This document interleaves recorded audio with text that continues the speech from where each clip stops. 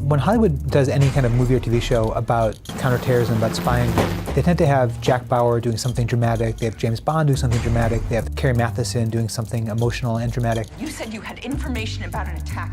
But it's like one person in one dangerous place doing one powerful thing. And that's not the way the world actually works. In reality, the US relies on a web of intelligence sharing agreements with other countries. The best known of these is the Five Eyes Agreement between the US, Canada, the United Kingdom, New Zealand, and Australia. But the US also gets intel from countries that are geographically closer to terrorism hotspots. Jordan, Saudi Arabia, the Emirates, Turkey, Israel. These countries often have agents undercover inside groups like ISIS. They get something valuable, they trust us with it. That could be an intercept of a phone call, drone imagery showing somebody that one country is looking for. It could be a plot. That was the case in 2010, when intelligence sharing between the US and 6 other countries stopped an al-Qaeda plot to bomb 2 cargo planes en route to the US. And what makes that all work, what kind of like greases that relationship, is trust. They believe that if they tell us a secret, that it's safe.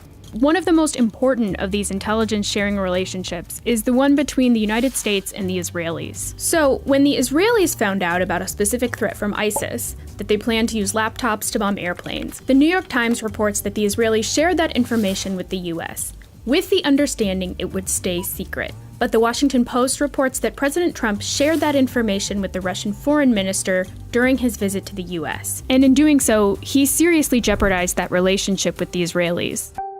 To understand why, you have to back up a little bit and look at what Russia is doing in Syria. President Trump has said Russia is a key ally in the fight against ISIS there.